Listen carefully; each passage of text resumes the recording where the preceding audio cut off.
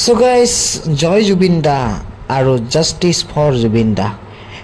তো ভিডিওটো জয় জুবিন দাৰ নামেৰে ষ্টাৰ্ট কৰিলোঁ আৰু মই বৰ্তমান দেখাই আছোঁ আপোনালোকক ডিমা হাছাও ৰাস্তা। এই পাহাৰবোৰ দেখিছে যে এয়া হৈছে আমাৰ অসমৰ সৌন্দৰ্য ডিমা হাছাও। ডিমা হাছাওৰ বিষয়ে আপোনালোকে চাগে বহুতেই জানে আৰু যদি নাজানে আপোনালোকে ইউটিউবত চালে গম পাই যাব। যেনেকুৱা মেঘালয় ৰাজ্যখন এখন বেলেগৰ ৰাজ্য, আমি তাতে বহুত যাই থাকোঁ, কিন্তু ডিমা হাছাওখন আমাৰ অসমৰ হয়। আমি ডিমা হাছাও আহিব লাগে। ডিমা হাছাও বহুত ধুনীয়া ঠাই, মেঘালয়ৰ নিচিনা, মেঘালয়তকৈও ধুনীয়া কিছুমান ঠাই আছে। আৰু তাৰপিছত এয়া আমি দেখাইছোঁ মই এখন ৰেলত ট্ৰেভেল কৰি আছোঁ শিলচৰলৈকে। এয়া গিনিছ আৰু মৌচম তাতে কিবা কথা পাতি আছে। তাৰোপৰি আমি গৈ আছোঁ শিলচৰলৈ। ছিটকেইটা আমাক দেখা পাইছে, এইটো চেয়াৰ কাৰ ছিট। আমি একচুৱেলি শ্লিপাৰতে টিকেট কাটিছিলোঁ, কিন্তু আমি 11 নৱেম্বৰত টিকেট কাটি দিছোঁ।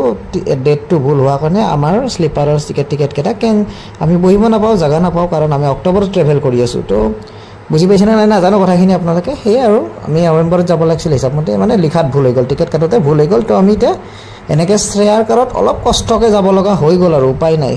আমি শিলচৰলৈকে গৈ আছোঁ ৰেলত। আৰু গাইজ এয়া আমি ফাইনেলি শিলচৰ ষ্টেচন পাই গ'লোঁ। এয়া শিলচৰ ষ্টেচনৰ পৰা নামি আমি এখন বাছত উঠি লৈছোঁ। এইখন এখন হৈছে পুলিচৰ বাছ। আমাৰ টীম মেম্বাৰবোৰৰ বাছত বহি লৈছে। এয়া মই দেখাই দিছোঁ। আৰু বাছখনৰ আগত মই এটা বস্তু দেখাই আছোঁ, এইখন চাওক, এইখন হৈছে পুলিচৰ গাড়ী।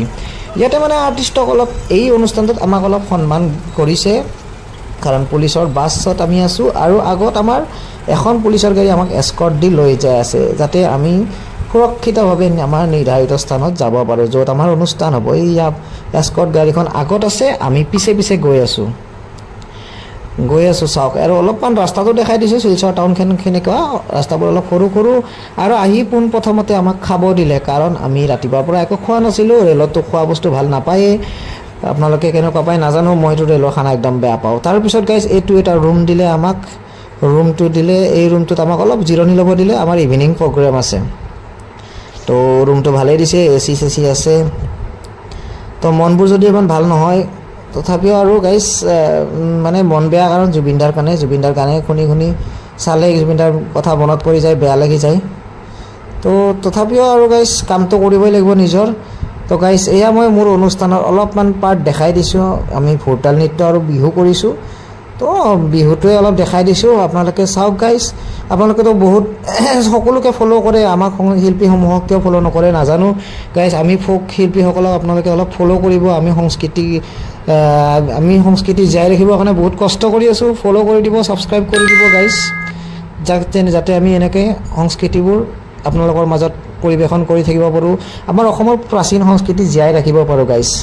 আৰু অলপমান বিহু অনুষ্ঠানটো চাওক, কেনেকুৱা অনুষ্ঠান কৰিছোঁ চাই লওক। বাকী মই এতিয়া বকা বন্ধ কৰি দিলোঁ।